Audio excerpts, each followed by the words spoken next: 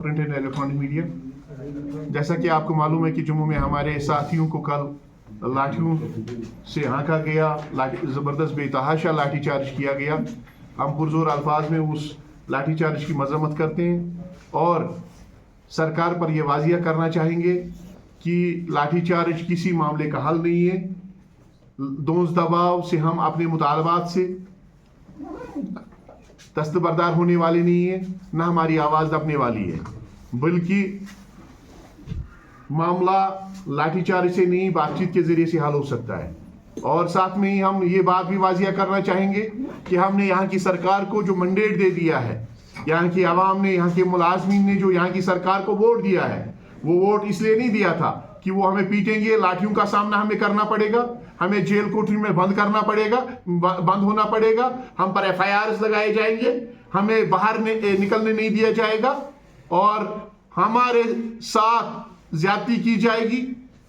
हमारे मुतालबात जो हम मुतालबात के हवाले से आवाज बुलंद कर रहे हैं उसको दबाया जाएगा, बल्कि हमने जो वोट दिया था वो इसलिए दिया था कि बदलाव आएगा, मुलाजमीन के जो मुतालबात हैं उनको पूरा किया जाएगा और हमारी दाद रसानी हो जाएगी।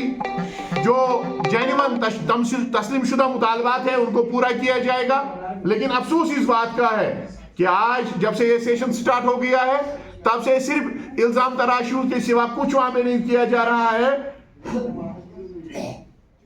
आज के जो ऐवान में जो बयान दिया गया कि ये बीजेपी स्पॉन्सर्ड एहतिजाज है या अपोजिशन स्पॉन्सर्ड एहतिजाज है, कोई कुछ और कह रहा है। मैं आज वाजिया करना चाहूंगा कि 2002 से जब मुफ्ती साहब सरकार में थे तो उस वक्त भी मुलाजमीन ने एहतिजाज किया, उस वक्त ये इल्जाम लगा कि ये अपोजिशन करवा रही है। उसके बाद जब नेशनल कॉन्फ्रेंस ऑफ कांग्रेस की सरकार आई 2009 में, एम्प्लॉय ज्वाइंट एक्शन कमिटीज का एक ज्वाइंट प्लेटफॉर्म था, ज्वाइंट कंसल्टेटिव कमेटी, एहतिजाज हुआ, बड़े पैमाने पे एहतिजाज हुआ। 3 मुतालबात थे, एनहांसमेंट ऑफ रिटायरमेंट एज, पे एनॉमली और रेगुलराइजेशन का मामला था। और सरकार ने उस वक्त हमारे साथ एग्रीमेंट किया, ज्वाइंट कंसल्टेटिव कमेटी की लीडरशिप के साथ एग्रीमेंट किया। वो एग्रीमेंट आज भी ब्लैक एंड व्हाइट आपके पास और हमारे पास मौजूद है। उसके बाद 2000 और उसमें सरकार ने कुछ मुतालबात के हवाले से कैबिनेट डिसीजंस भी किए, एनहांसमेंट रिटायरमेंट एज के हवाले से, पे एनॉमली के हवाले से या बाकी मामलात के हवाले से डिसीजंस भी हो गए। उसके बाद 2014 में जब यहाँ की PDP और BJP की सरकार थी, बड़ा आंदोलन हमने किया। हम प्रताप पार्क श्रीनगर में खीमाजान हुए, भूख हड़ताल शुरू की। उस वक्त भी ये कहा गया कि इनको अपोजिशन करवा रही है। फारूक अब्दुल्ला साहब जो आज की रूलिंग पार्टी के सरबराह है वो आए, उन्होंने हमारी हमदर्दी जताई, यकजहती का इजहार किया, हमारे हवाले से मुतालबा किया। और उसके बाद जब धारा 370 खत्म किया गया, 35 से खत्म किया गया, यहाँ पे लेफ्टिनेंट गवर्नर का राज कायम हुआ, तो उस लेफ्टिनेंट गवर्नर राज में भी हमने एहतिजाज किए। आपने देखा होगा शेर कश्मीर पार्क से एक जमी गफीर सामने आई, बड़े बड़े एहतिजाज हुए, काम छोड़ हड़ताल की गई। लेफ्टिनेंट गवर्नर साहब LG मनोज सिन्हा साहब भी थे, उन्होंने बातचीत के लिए हमें दावत दी, हमने बात की, उन्होंने कमिटमेंट की हम फेज वाइज रेगुलराइजेशन करेंगे। और उन्होंने यह भी वादा किया था कि DDC इलेक्शंस खत्म होने के बाद आपके रेगुलराइजेशन का प्रोसेस स्टार्ट किया जाएगा, मिनिमम वेज का इतलाक किया जाएगा। और 2024 की जब बात आई, आज तक किसी पार्टी ने अपने इलेक्शन मैनिफेस्टो में इस चीज का जिक्र नहीं किया था।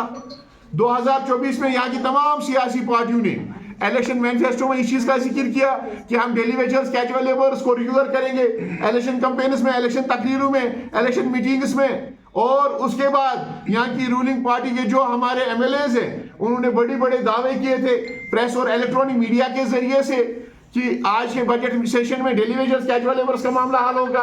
तो हम आदि सारी जो नजरें थी वो बजट सेशन पे थी। बजट सेशन जब पेश हुआ, वजीर आला साहब ने फाइनेंस मिनिस्टर जब बजट तकरीर की तो उस वक्त डेली वेजर्स, कैजुअल लेबर्स के हवाले से एक शब्द भी नहीं कहा गया। तो हमने मजबूरन एहतिजाज का सहारा लिया।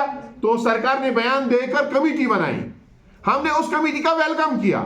हमारे 2 मुतालबात थे, ہم نے اس کمیٹی کا ویلکم اس لیے کیا کہ ریگولر ہم نے ان کے اختیارات ہم نے ان کی لمیٹیشنز کو مد نظر رکھا، لیکن جو ہمارا دوسرا مطالبہ تھا منیمم ویج کا، ہم نے یہ کہا کہ منیمم ویج تب تک لاگو کیا جائے جب تک آپ ریگولرائزیشن نہیں کرتے ہیں، جب تک ریگولرائزیشن پروسیس یا ایس آر او سامنے نہیں آ جاتا ہے۔ بہرحال آج اس حوالے سے ایک دوسرے پر الزام تراشی کرنا، اس پر سیاست کاری کرنا، یہ نامناسب ہے، یہ انسانیت کے خلاف ہے۔ آپ کانسٹیٹیوٹ کی گئی کمیٹی کے ساتھ بات کریے گا، ہم تو بات چیت کرنے کے لیے تیار ہے، لیکن اس کمیٹی کا منڈیٹ کیا ہے، اس کو کیوں چھپایا جا رہا ہے؟ اس کمیٹی کا منڈیٹ یہ ہے کہ وہ روڈ میپ تیار کرے، ہم تو اس چیز کا ویلکم کرتے ہیں، بات چیت کریں گے ان کے ساتھ، لیکن جو ہمارا مطالبہ ہے منیمم ویج ایکٹ کا، اس کے حوالے سے اختیارات کونسل آف منسٹرز کو ہے، یہاں کی کیبنٹ کو ہے۔ سرکار کو چاہیے کہ وہ ہر طرفی ترک کرے، سرکار کو چاہیے وہ جو بہانہ بازی ہے اس کو ترک کرے۔ تو بہرحال ہمارا ان سے مطالبہ ہوگا سرکار سے، لاٹھی کسی معاملے کا حل نہیں ہے، دوز دبا کسی معاملے کا حل نہیں ہے، تھانوں میں بند کرنا، ایف آئی آر دے دینا، یہ کسی معاملے کا حل نہیں ہے۔ بات چیت ہر ایک معاملے کا حل ہے، آپ آئیے بات چیت کریں گے، ٹیبل ٹاک کے لیے ہم تیار ہیں، لیکن اس میں ہم نے جو 6 مہینے کا ٹائم دے دیا ہمیں وہ منظور ہے، تب تک منیمم ویج ایکٹ کے حوالے سے فیصلہ لیا جائے، منیمم ویج ایکٹ لاگو کیا جائے۔